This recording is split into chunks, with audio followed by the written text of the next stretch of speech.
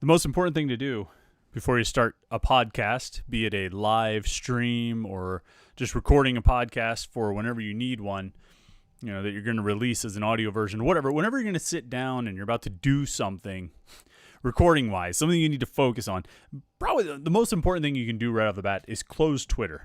So you're not distracted by Twitter as you're trying to talk about something hopefully coherently and hopefully in an insightful manner that you can make it worthwhile listening or viewing. And that's certainly the case. I have to think that most people who do radio, people who do podcasts, live streams, and that kind of thing, I kind of think they either close Twitter altogether or put it on a minimized separate screen that they only bring up periodically. I mean, I guess if you do radio, you can look at it during commercial breaks or something like that, but it's way too entirely distracting. Far, far too distracting. I tried to have a rule last year, or a couple of years ago, I forget, during games, I would try not to scroll through Twitter. I would only look at mentions, or I would just tweet. And I wouldn't scroll. And I got to tell you, I only pulled it off for a couple of games, but those games were, some of the best. It was fantastic to not be distracted by the platform that is Twitter and the voices that are just constantly shouting at you. I mean, it's got to be what it's like if you are schizophrenic or something. You hear voices in your head, to read through Twitter and just have voices constantly hammering you with thoughts and some jokes. I mean, some things are kind of funny, but so that's the first thing we have to do as we start the Panther-Lair podcast here is close Twitter, and then we can get fired up. Welcome everybody into the live stream here on Tuesday night, 8:30, as we do it every week. If you're listening to the podcast later in the week and you want to get in on the conversation, this is the way to do it. You go to youtube.com/Panther-Lair.com. It's one word, Panther-Lair.com, Panther-Lair.com.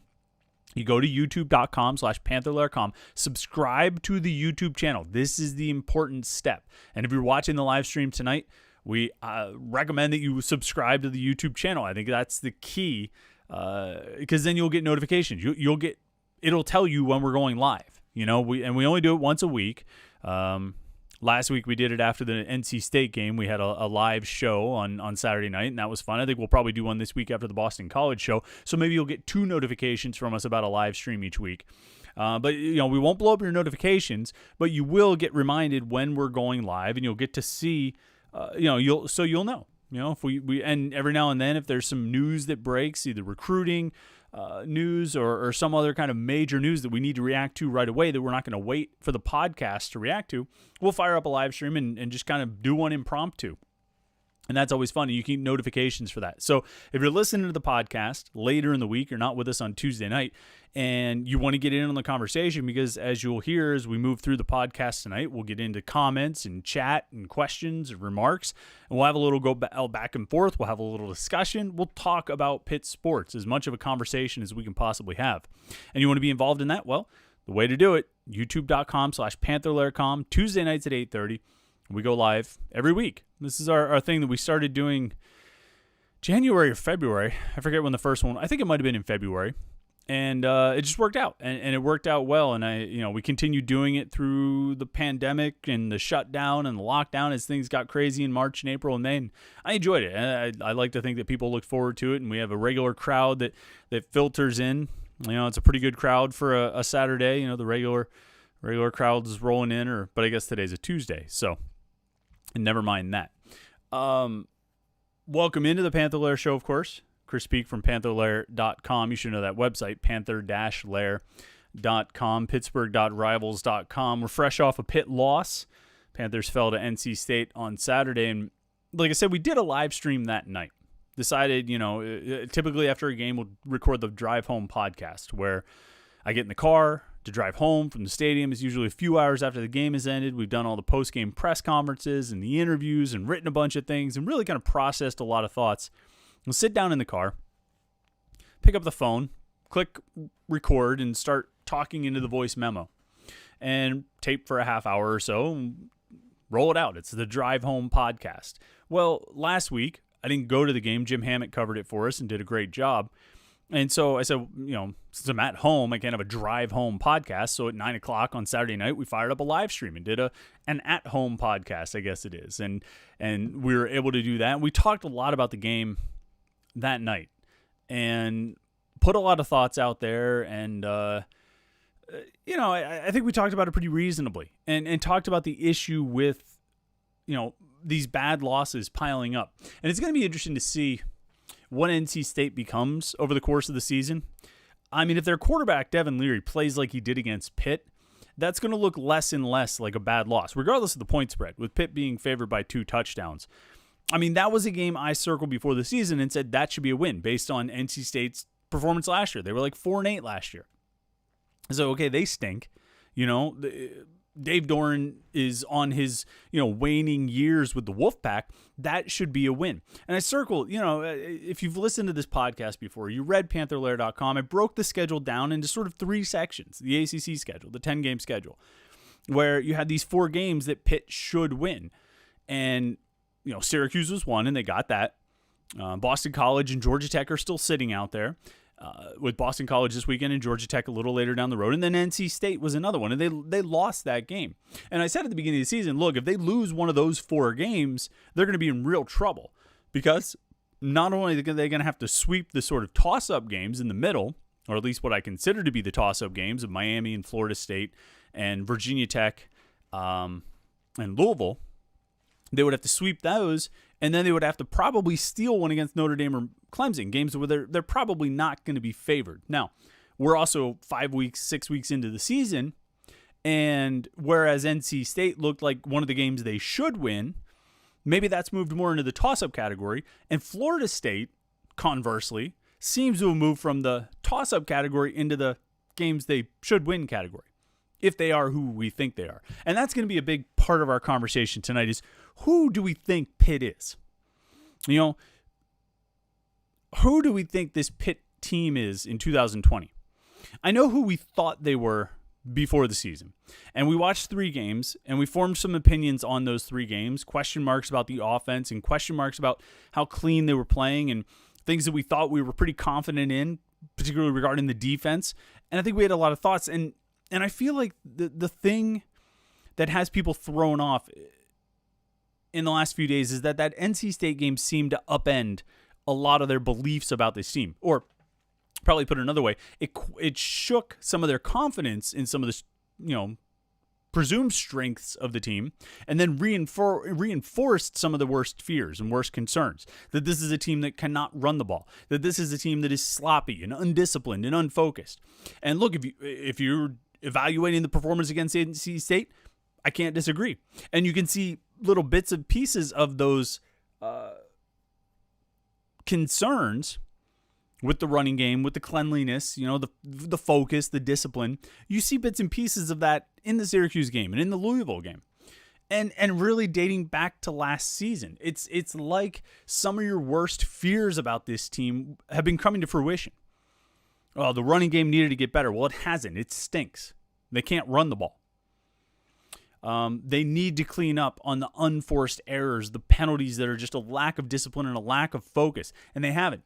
They took a bunch of false starts and illegal formations through the first 3 games, and then this past week, they cleaned that up and took 5 offsides penalties on defense. They sort of shifted the lack of discipline and lack of focus over to the other side of the ball, where it hadn't really been an issue. But now all of a sudden, on Saturday against NC State, it was an issue. It was a big problem. And I would contend one of the biggest problems. And we'll talk a lot about this defense today and whether your confidence in that defense has been shaken and whether you don't think they're as good as we thought they were. We talked all week last week about how dominant the defense was and they were just shutting it down, and they were. I mean, you can't take away their performances against, Austin Peay I don't care about, but you can't take away their performances against Syracuse and Louisville because they played dominant football against Syracuse and Louisville. Now, some things were exposed against NC State. And there were times in that NC State game where it looked frighteningly similar to some of the things we've seen from this defense in the past, in 2016 and even on certain occasions more recently in the last 3 seasons. Things that we thought this defense might have been past, that they didn't give up issues like that. They didn't have issues like that. They didn't give up plays like that anymore. And yet they went out against NC State and they did it. and they gave up those plays and they had those issues. So we've got a lot to talk about in that regard. I think overall, though, if we start with a broad look at that NC State game and where Pitt sits coming out of it, 3-1 overall, 2-1 in the ACC. I think it's okay to be shaken by that game. For me, it doesn't change my expectations for the season. Now, like I said, I initially had NC State in one category prior to the season. Maybe I needed to shift them into another category because I had Florida State in that toss-up category in the middle. Maybe NC State was more of a toss-up game than I gave the Wolfpack credit for. And maybe Florida State is going to be more of a should-win game than I thought coming in. I thought coming in, Florida State, yeah, they've been down. They had a rough year last year. They really never really were very good under Willie Taggart. But it's still Florida State. The game is still in Tallahassee. It's still going to be a challenge. It's still going to be a toss-up just because, they've got athletes and the game is on the road. But seeing what they've been doing this year under Mike Norvell, his first year as the head coach there, that, if Pitt trends in the right direction over the next few weeks, should be a game that Pitt wins. Quite frankly, far more so than Miami or maybe Virginia Tech, and even to some extent Louisville. I think if Pitt can get back on track to some extent over the next few weeks, I would probably say that I was more apprehensive. I think I could potentially be more apprehensive about the Louisville game than the Florida State game. But anyway, that's down the road. My expectations for this season have not changed. And I don't think the expectations for this team or the perception of what this team is or who this team is should change.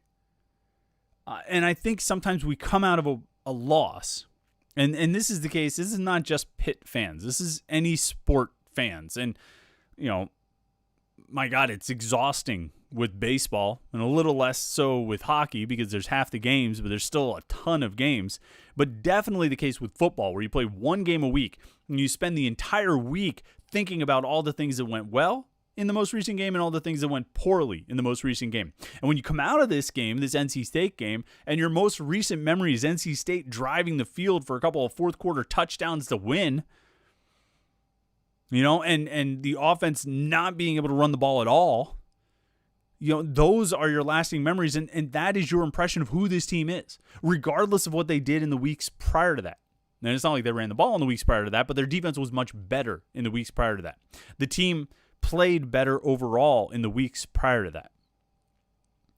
And we tend to have, I don't know if I would go so far as to call it a recency bias, but we remember, it's what's fresh in your mind right now. What's fresh in your mind right now is NC State winning the game. You know what I mean? A tight end catching a pass over the middle to score touchdowns. That's what's fresh in your mind. And it's hard not to envision that happening again and again and again. And this is what happens after a loss in football. And I wouldn't go so far as to say, the world is not ending. The sun still came up, because you realize that. Everybody gets passionate after a loss, and it does feel like the world's ending, but most people were reasonable and rational. But I think even the most reasonable and rational could look at this last game and say, okay, Pitt can't run, and Pitt's defense is back to its bad ways of previous years, that if they don't get pressure on the quarterback, they can get picked apart. Well, yeah, there's some truth to that. But I think if this game told us anything about this Pitt team, if this game served as a reminder of anything about this Pitt team, is that they can be a pretty good team, but they're not good enough to overcome self-inflicted errors. They're not good enough to make those kinds of mistakes.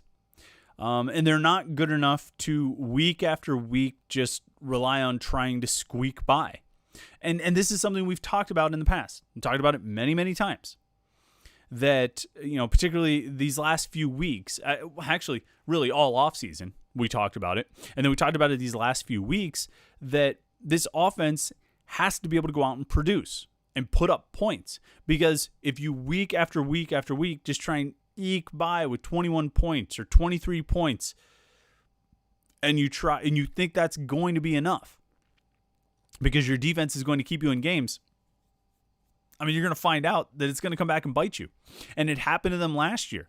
It happened to them last year where they played sloppy and they played it close and they couldn't score enough and they lost to Miami and they lost to Boston College and they damn near lost to Eastern Michigan. Now this year, they squeaked by against Syracuse, squeaked by against Louisville.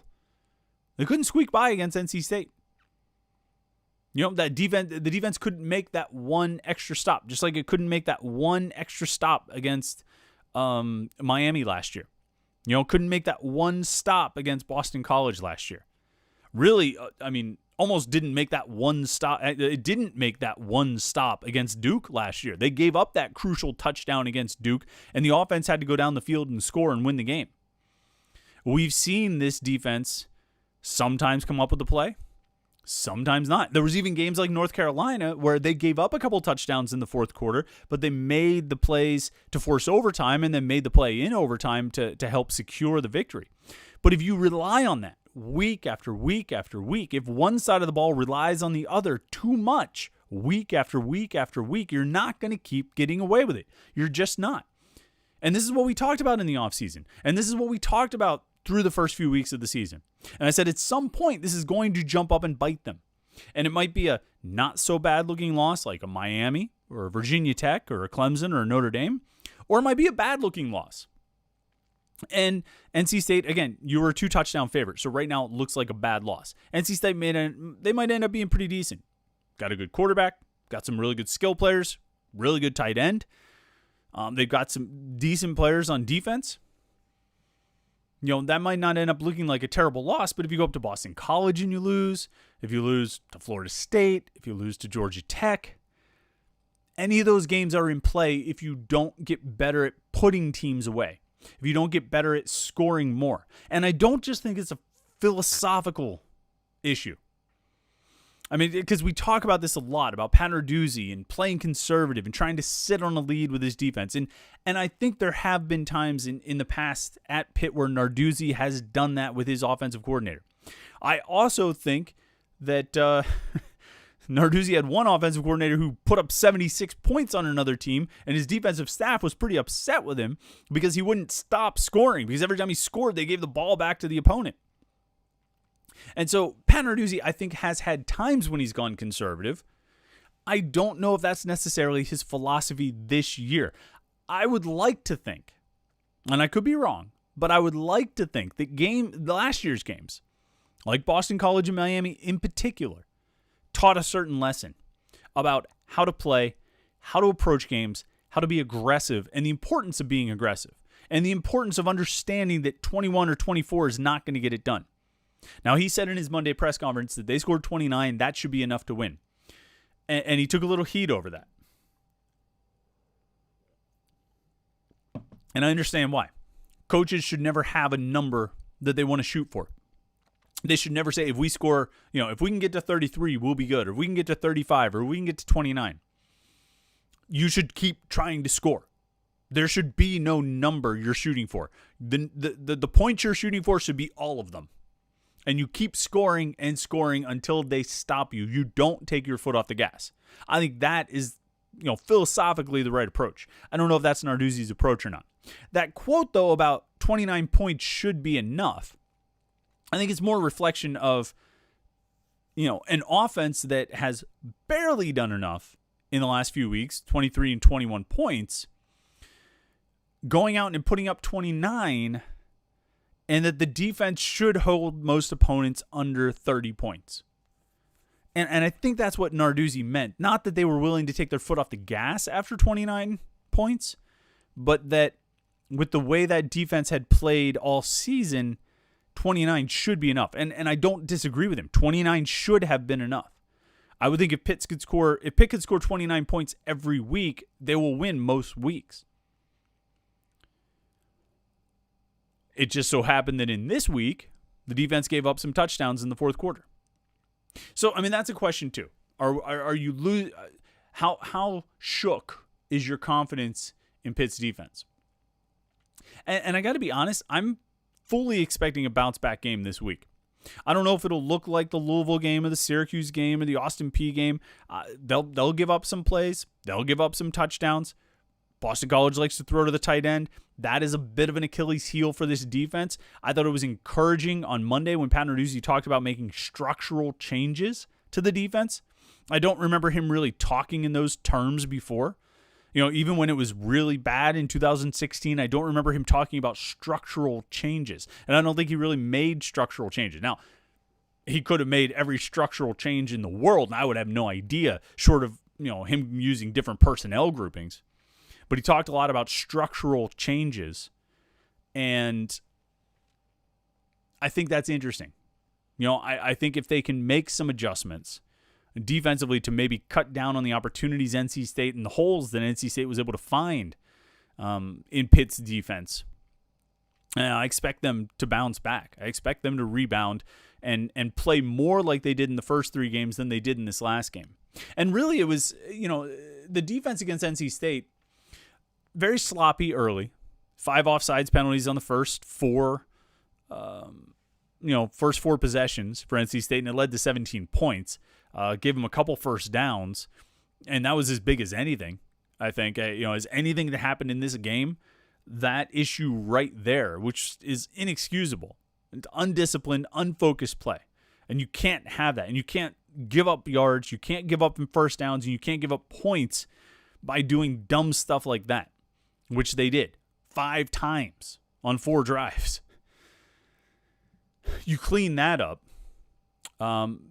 Once they got that under wraps, they played pretty well through the second and third quarters and then gave up the touchdowns in the fourth quarter. And so you have not necessarily a tale of 2 games. The defense, played all 60 minutes. They played their full game or every 30 minutes or whatever it ended up being. And they have to account for all of that. But I don't think the defense was, gashed throughout this game. I think they still made life difficult on NC State's offense. They just gave up plays in a crucial situation. At the very end when they absolutely had to lock things down, and they failed to do so. I think if they make some structural changes to make sure that the holes that were exposed aren't exposed again, I think they make sure they're very clear on watching the ball and not jumping before it's snapped. And then I think, to some extent, they got to get healthy. You've got Cam Bright leaving the game with an injury. I think Eric Hallett might have gotten hurt again in that game. Keyshawn Camp left the game with an injury against NC State. You need those guys back. But I think the pass rush is more what we saw against Syracuse and Louisville than it is what we saw against NC State. And I was talking with different people about this, that the pass rush disappeared. The pass rush is not as good as it was supposed to be. Well, they have 3 games of being really good, 2 games of being really good against ACC opponents, and 1 game of being rather ineffective against ACC opponents. So it's still 2-1. If we go the rest of the season and they can't get much more than 1 or 2 sacks, then yes, I'll agree with you. The pass rush was overrated, and Pitt's defensive line wasn't as good as people said it was. But for now, I'm going to reserve judgment and say, well, they had 2 games that were pretty good. And they had 1 that was not so hot. Let's see what the next one looks like. I think the defense will bounce back. I think they'll be, they're not going to play at the level they played against Syracuse and Louisville every week, but I think they can play well. And I think that can start this week when they go to Boston College. The offense is a bigger question, though. The offense is still a question mark, despite going 29 points. Despite Kenny Pickett throwing for 411 yards, it was actually the highest rated game. Pro Football Focus, they do grades, for each player each week, and the grades are subjective. They're not perfect. I don't, base a lot on them, but it is interesting that they gave Kenny Pickett the highest grade he's ever received in an ACC game. During that one, he was the 5th highest graded quarterback in the nation this past weekend. So, yeah, he had a really good game, and he was pushing the ball downfield. I think that was maybe the biggest thing. Again, according to Pro Football Focus, he had 15 attempts that were 20 yards or more downfield, and he completed 9 of them for 321 yards and a touchdown. He made some big throws. And it kind of comes back to what we talked about with Kenny Pickett last week. And I talked a long time about Kenny Pickett. And I talked about how I had a big issue with his pocket presence, with his composure, with the fact that he never seemed to really get comfortable in the pocket, that he seemed to, in the Louisville game, he was moving and sort of breaking down before the pocket really collapsed on him. The tackles might take a step back. The guards might take a step back. And Pickett was dropping the ball and shuffling around. And instead of keeping his eyes downfield, feeling the pressure, still looking for somebody to throw the ball to. Saturday against NC State, I thought he looked much better in the pocket. Now, they blitzed on less than half of the snaps. And I think blitz is defined as bringing 5 guys. They play a 3-man line. I think they had a lot of 3-man rushes. And Pitt's pass protection held up well against that and gave Pickett time to find receivers open. I thought it was impressive that when Pickett had time, he was able to kind of pick the defense apart. He picked his shots. He made good passes and got a lot of production out of it. 1 touchdown pass, should have had like 3. DJ Turner should have had at least 2 touchdowns if he doesn't stumble and fall. But when he wasn't under pressure, Pickett did a great job. When he did get under pressure, he scrambled a bit. I thought he had some really nice runs. I think the Pickett running plays are, that's an element that, we've said for a long time needs to be a bigger part of Pitt's offense because it really is a weapon. It's a dangerous weapon, and he's able to make those plays. I just wonder, Boston College comes out and tries to blitz him a lot and bring pressure and really make him uncomfortable. How's he going to react? Is he going to handle it the way he handled NC State's defense, or is he going to look uncomfortable back there? Is he going to struggle back there like he did against Louisville and Syracuse when he was okay, but he didn't have a great game? And they need him to have a great game. He needs to have a great game every game out because I don't, I talk about not reading too much into things or projecting for the rest of the season based on one game. This isn't based on one game. This is based on the last 3 games. I don't see this running game getting better. I really don't. And that's somewhat of a reflection on the running backs. I don't, there isn't a player who's playing great in that group right now. They might be great down the road, either in future years or later this season. But they all look just okay right now. The bigger problem is that there's no one blocking for them. They're getting nothing. They're getting no push, no running lanes. And that was against NC State where, they got some of their leading tacklers back, guys that they didn't have when they gave up a ton of rushing yards to Virginia Tech in their last game. And they got those guys back for the Pitt game, but it should not have been that difficult. It should not have been that tough to run the ball. And Pitt didn't do it. Pitt did not run the ball. They could not run the ball. And that's in the short yardage situations that everyone talked about, and that's in between the 20s too. There was no hope for that running game. And they had to ultimately abandon it for the passing game. And going into this game against Boston College, I don't know why you even try.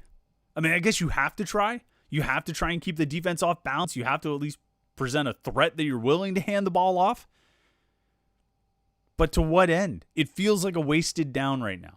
And I know that wasn't entirely the case. I mean, Vincent Davis had a few runs and all this kind of thing, but it feels like a wasted down to hand the ball off. It just does. The points are going to be scored on the strength of what Kenny Pickett does. Either by him throwing into the end zone or him getting the offense close to the end zone and finding a way to capitalize and cash it in. And that's what's ultimately going to win the game, is if Kenny Pickett plays well, they should win. Now, I mean, he played really well against NC State. I think part of the problem is DJ Turner slipping twice. I mean, DJ Turner should have had 2 touchdowns. And if he does, they win the game. It's that simple. Kenny Pickett has to be great because there's no threat of a running game right now. And you don't want to be one-dimensional. But if you only do one thing well, you might as well try and do it as much as you can because it gives you the best chance of moving the ball down the field. It gives you the best chance of scoring points and, winning the game. So that's my concern is if Pickett's under pressure on Saturday, how's he going to hold up? How's he going to react to it? Is he going to be able to make plays and make passes and find the receivers the way he did against NC State? Because he looked great against NC State. He really got into a rhythm and found the receivers downfield and attacked. And that's what you have to do. That's what Pitt has to do. That's what Pickett has to do. But he's got to have some protection. And I think Pitt's offensive line is a little better at pass blocking than they are at run blocking. But he's got to have protection. He's got to have time. And it would help if you could establish a running game. But it just doesn't seem like something they're going to be able to do. And I don't know how that gets fixed.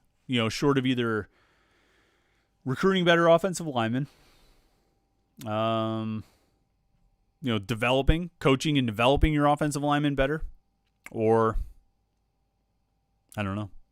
I don't know if there's another option because even really good running backs are going to struggle if you can't block well for them, if you can't open up lanes in the running game. And that's where Pitt's at right now. They just didn't have anything going with the run. Let's see here. Let's get to the comments, see what's going on. Let's see. Matt Durney starts off here on our comments on the YouTube live stream. Don't really want to rehash that brutal loss on Saturday, but maybe Chris can give us something positive to think of going forward with this team or inside scoop on how to score tickets to the Virginia Tech or Notre Dame game. Something positive to think of. Look, Kenny Pickett looked great. All right. If you want a positive to take away from the NC State game, Kenny Pickett looked great. I think it was as good as he has looked in his career at Pitt. I think he was really, really sharp.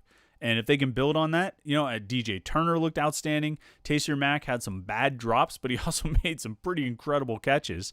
Jordan Addison had to leave the game with an injury. They need him back as soon as possible. They need to get Jared Wayne back out there.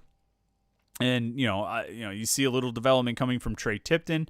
But if you can get Addison, Mack, Shockey Jacques-Louis, and DJ Turner out there rolling, you've got some really good weapons for Pickett to throw to. If you can give him just a little bit of time, you've got some good options for him to throw to. And so I think that's a positive. And Matt, as far as getting tickets to Virginia Tech and Notre Dame, I'm pretty sure Pitt said, they gave you options on what you could do with your season tickets, right? They emailed this out a while ago, before the season started, that you could get a refund, or you could roll over your tickets the next year, or you could reinvest, I think it might have been said, where you just, all your season ticket money and all that stuff goes, you just donate it, basically.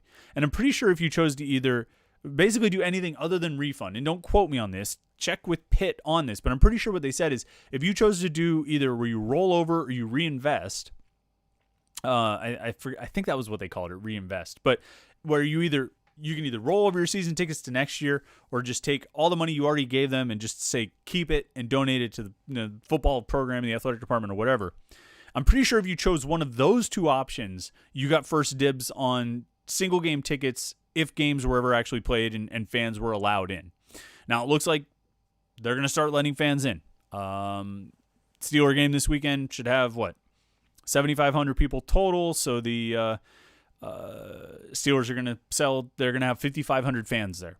So it's limited numbers, but if you chose to do that, if you chose to roll over, reinvest, or whatever they call it, then you should have the first dibs, it seems like. Now, again, don't quote me on this. Check with Pitt, but that was the impression I got from the email they sent out quite a while ago, that you would have first dibs on the single game tickets. So, Matt, that might be your best option. Let's see. Anthony Tennyson, I like how Jay Billis spoke out against Miami of Ohio in the NCAA. What do you think? Yeah, if you haven't seen it, Jay Billis had a really good article on ESPN.com about Nike Sibande and Miami of Ohio basically not blocking his waiver request for immediate eligibility after transferring from Miami of Ohio to Pitt. But a big part of what goes into these waiver eligibility, immediate eligibility waivers can a lot of times be the support of the school that you're leaving. So when Trey McGowan's left Pitt to go to Nebraska, Pitt supported his application for a waiver for immediate eligibility. And McGowan's got the waiver. He'll play this year. Nike Sibande comes from Miami of Ohio to Pitt, Miami of Ohio didn't support his waiver request, and he got declined. Now, it's not the absolute, end-all be-all or be-all end-all if whether the school supports it or not, but it seems to have some impact. It seems to carry some weight with it. And according to Jay Billis, the Miami of Ohio head coach and the athletic director said that Nike Sibande had put on his application for a waiver that he wanted to transfer because he felt like he was getting run off from the Miami of Ohio program. The Miami of Ohio guys say, well, that wasn't the case. He had a scholarship here, he had an opportunity here. We didn't run him off. We're not going to support his application because we feel like it's false. We feel like it's a lie, and we're not going to sign this paper that basically says we agree with that assessment that we ran him off because we didn't run him off. That's what they say. Well, according to Jay Billis, they got a hold of the documents, and Nike Sibande didn't say anything in his waiver application. He didn't say anything about being run off. He said he wanted to move to Pittsburgh because his daughter was being moved out here, and I think he had concerns about COVID-19 on the Miami of Ohio campus. Now, according to the Miami of Ohio guys, they say they would have supported that if that's what Sibande put on his application, but he didn't. It was about getting run off. And Jay Billis says, well, actually, that's not what he put on there. He didn't put anything about being run off. He put about his daughter and about COVID-19 concerns. So it'll be interesting to see if Jay Billis bringing light to this and reporting on it gets the NCAA to take another look. And Nike Sibande is appealing the ruling. He wants to be able to play for Pitt this year. He's appealing the ruling from the NCAA.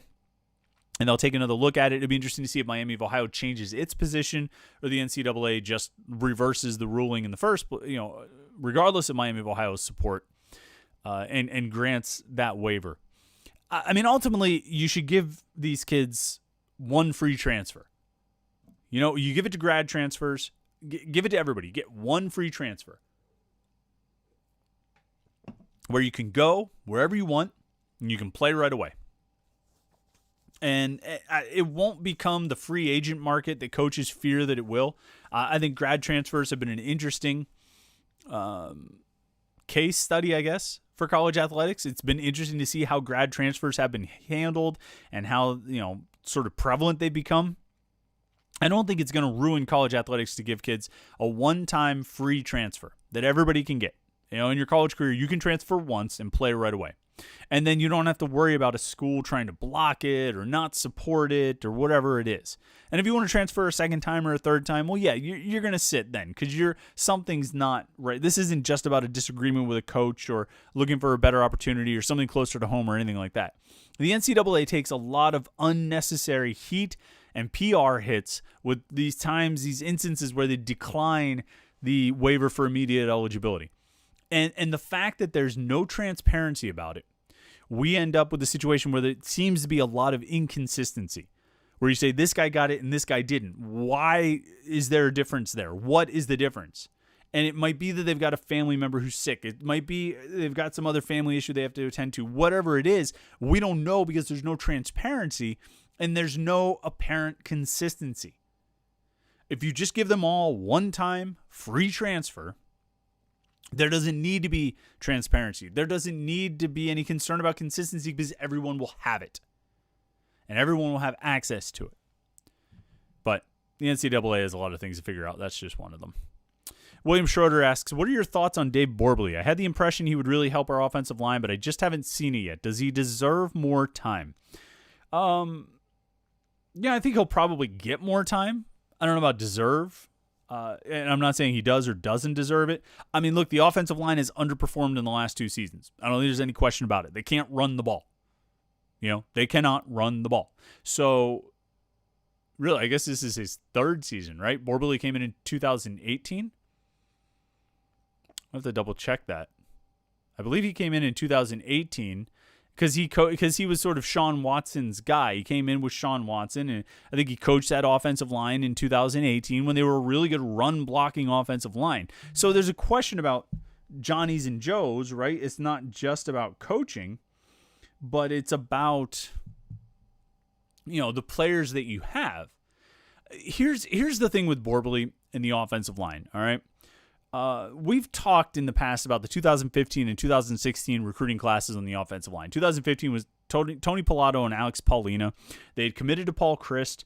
They stuck with Pitt through the coaching change from Christ to Narduzzi, and neither one ever got on the field. Neither one ever did anything beyond maybe playing a few snaps on field goal, and they both transferred or left or retired or whatever before their eligibility was up. Wasted class. 2016, they signed like 4 or 5 guys.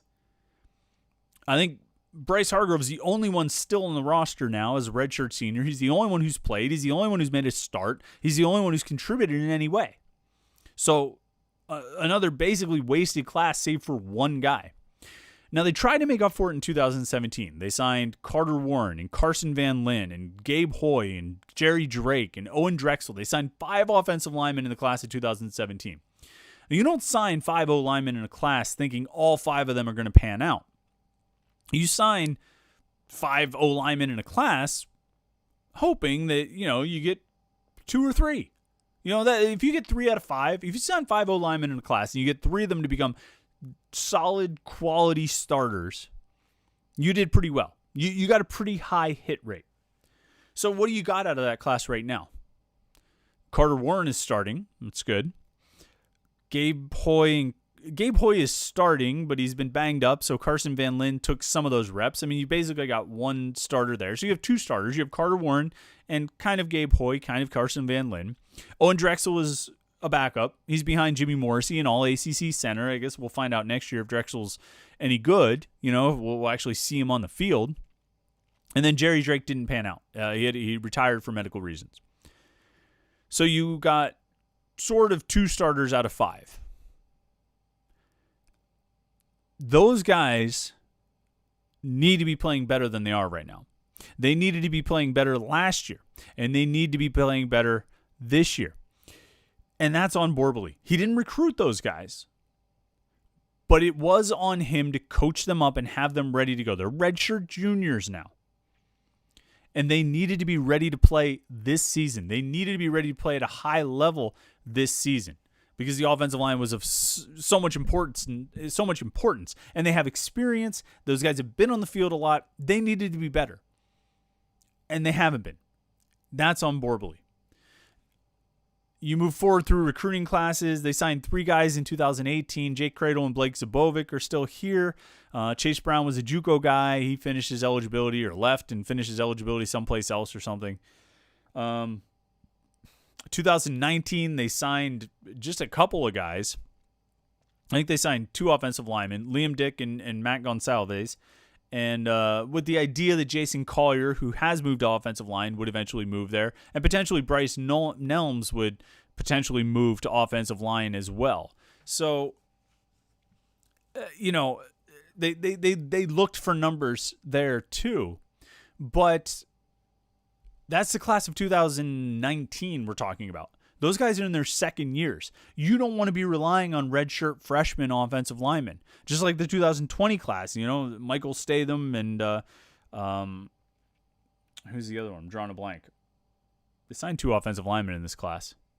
Forget who the other guy is. But, it doesn't matter. You don't want them to play. You don't want those guys on the field. You want those guys to be redshirting. And even the guys in the 2018 class.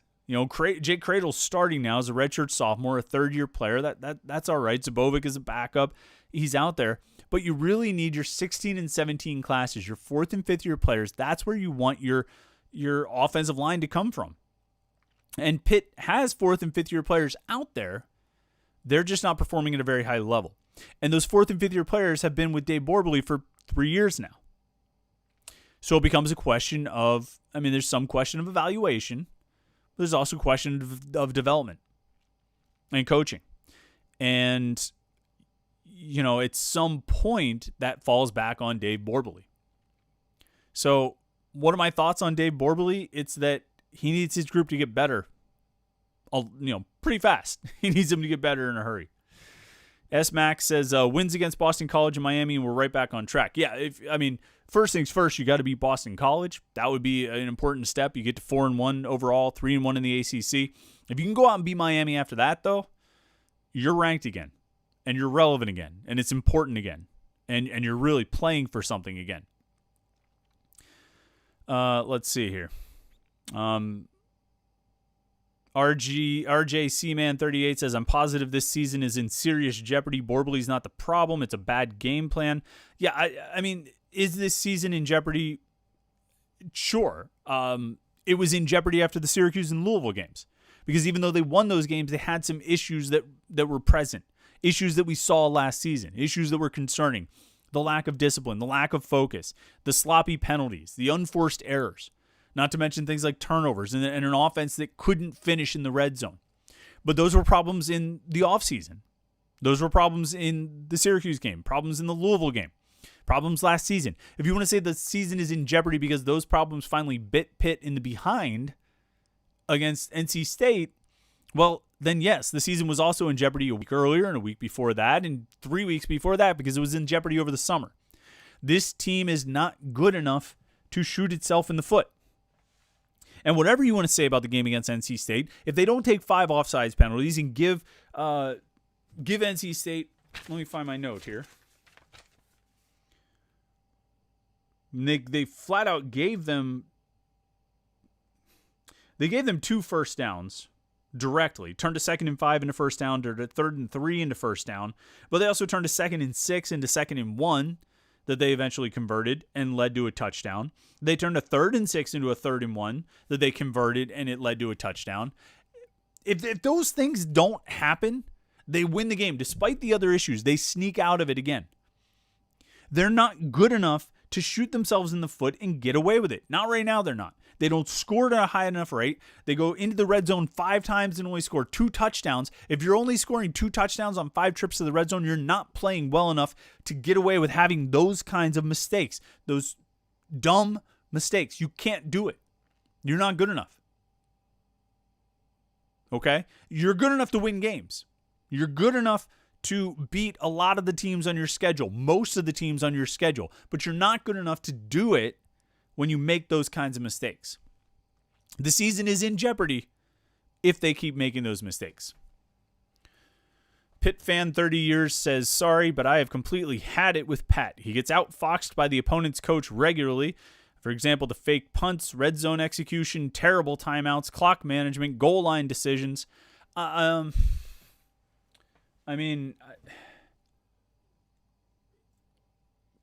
Look, they went for a touchdown on 4th down from the goal line.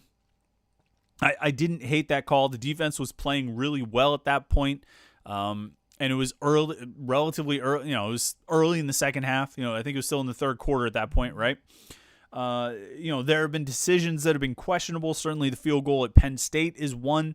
But and I had this discussion on Twitter earlier on Tuesday. When they kicked a field goal against Miami in the game last year, that was 7 minutes to go in the game. It's not the very end of the game, but it's 7 minutes left in the 4th quarter. Your defense is playing well, and the field goal gave them the lead. And I can't stress how important that was. If you have a chance to take the lead in the final half of the 4th quarter, you take it. And so they did.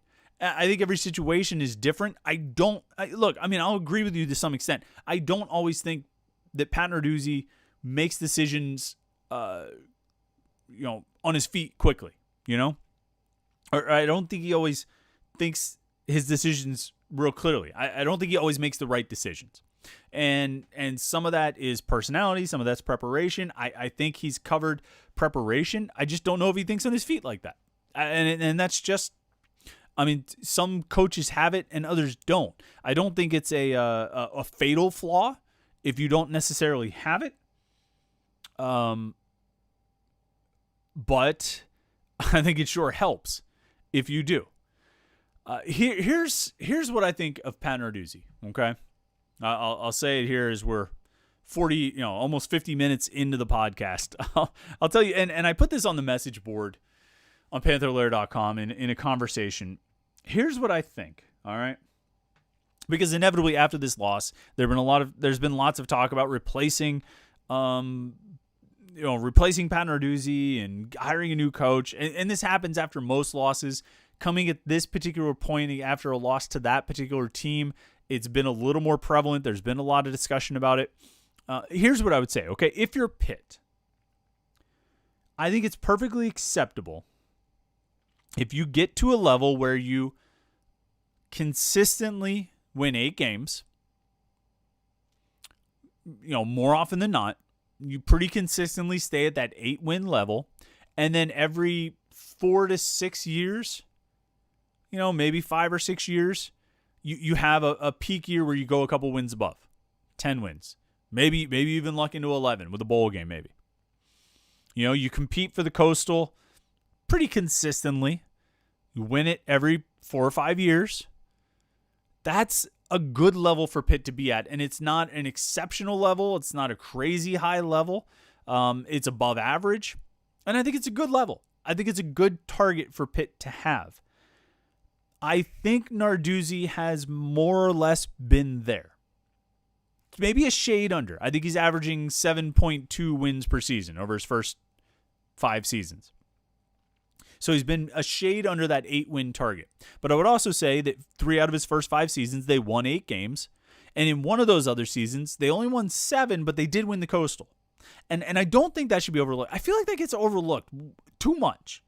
Okay? They didn't back into the Coastal Division. They didn't back into the ACC championship game. They won the Coastal Division with a 6-2 record in conference.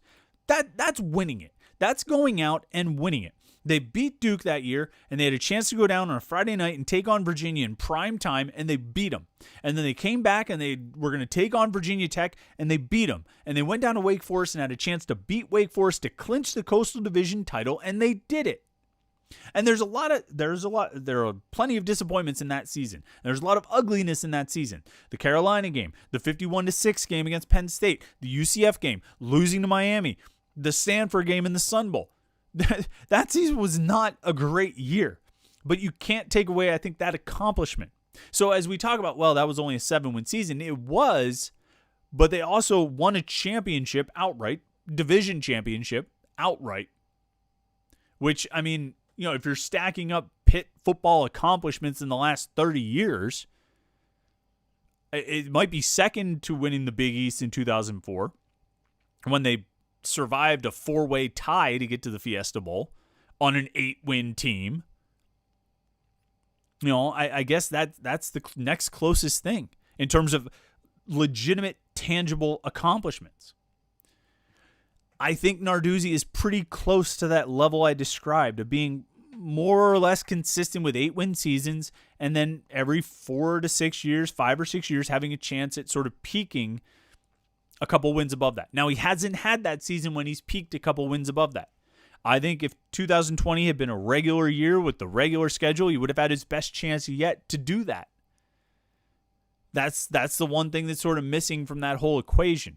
But I think Pat Narduzzi can be good enough for Pitt if that's the goal. And I think it's an okay goal to have if you're Pitt. It's sort of consistent, winning more than you're losing.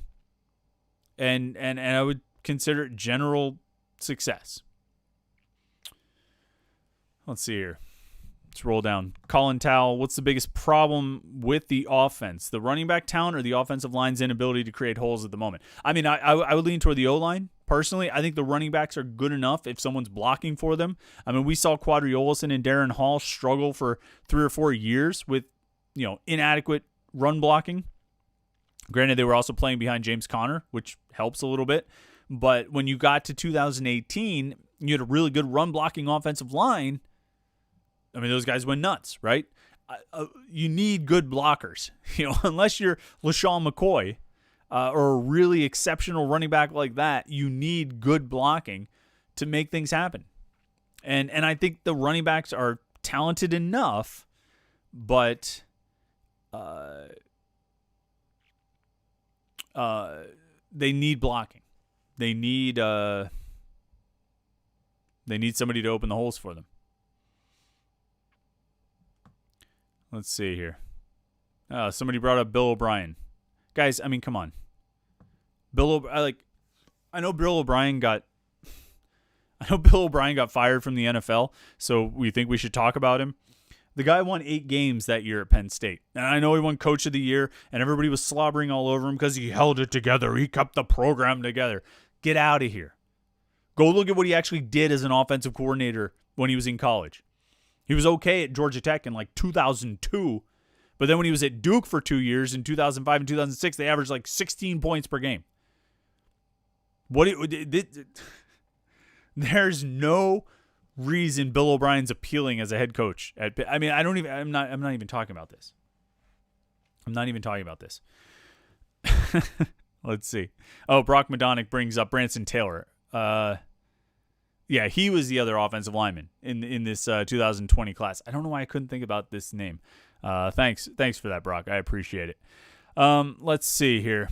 Scrolling through some of the questions. Tyler Buchanan mentions Jimmy Morrissey got hurt before the Miami game in 2018, changed how Pitt played in the final 3 games. Yeah, that was an important injury.